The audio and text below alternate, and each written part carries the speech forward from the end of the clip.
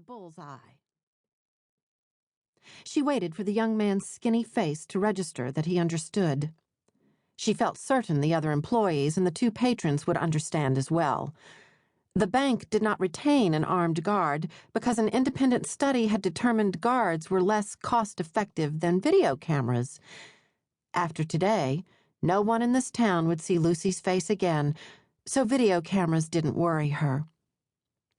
"But before you begin, Jonathan, I want everyone except you and Miss Flores and Mr. Simpson over there to lie face down on the floor, arms and fingers extended." When no one moved, Lucy flashed her dazzling smile again. "You can do this now, folks. Right now." The air rustled with movement. "Excellent. Now, Miss Flores." Lucy flicked her gaze from assistant to manager. "I know that you and Mr. Simpson hold dual keys to the vault. I'd like you to open it and bring me the bags you prepared for the Brinks pickup that's due later this afternoon." Darlene Flores's eyes widened with surprise at this insider knowledge. Brinks pickups were supposed to be randomly scheduled, but routines surfaced nonetheless, and the truck could be counted on between 3 and 4 o'clock on any Monday. The assistant manager would have been even more surprised to know that she herself had divulged this tidbit one morning when she and Lucy chatted over the phone. If they'd been speaking over the phone now, Darlene would undoubtedly recognize Lucy's voice.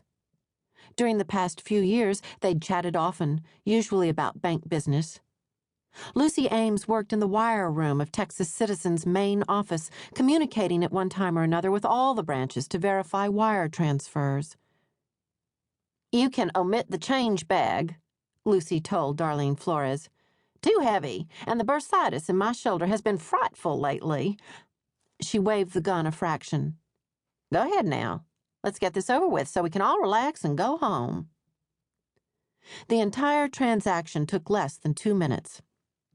Lucy was proud of everyone for playing their parts so well, off the cuff, so to speak. After all, she was the only one thoroughly rehearsed. 3 minutes after she left the bank, Lucy drove through the bank parking lot of a deserted strip center and dropped 4 money bags out the car window to the pitted asphalt, confident that another car would follow moments later and pick them up. Back on the street, she drove toward home at a reasonable speed, singing Proud Mary with the radio and thinking about her neighbor's daughter's wedding shower later that evening.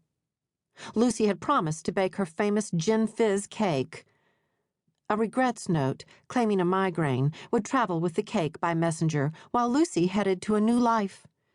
She decided to stop at the grocery and buy fresh strawberries for the frosting.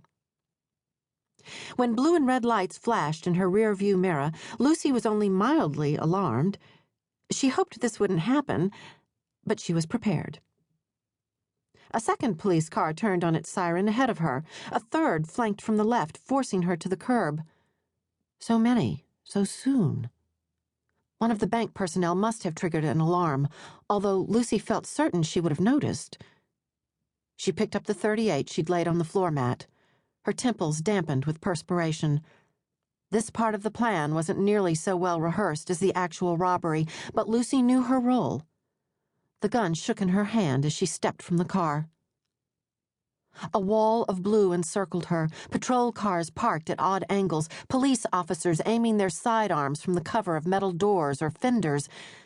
Despite her instructions, Lucy couldn't bear to shoot one of those young officers. Aiming between 2 cars at a Rubbermaid garbage container across the street, she drew an arm-steadying breath, blew it out, then, as she had been trained, squeezed the trigger. As the container flew backward, Lucy heard the pop, pop, pop, pop, pop of return fire. A thudding blow spun her sideways. Her gun hand cramped. The spasm spit another bullet from the .38. A bolt of searing pain slammed through Lucy's chest. Her legs buckled beneath her. She sank to her knees. As she knelt, swaying on the gritty concrete, Lucy's thoughts scudded over the lonely year following her divorce, through recent months of joyous companionship, into the present moment.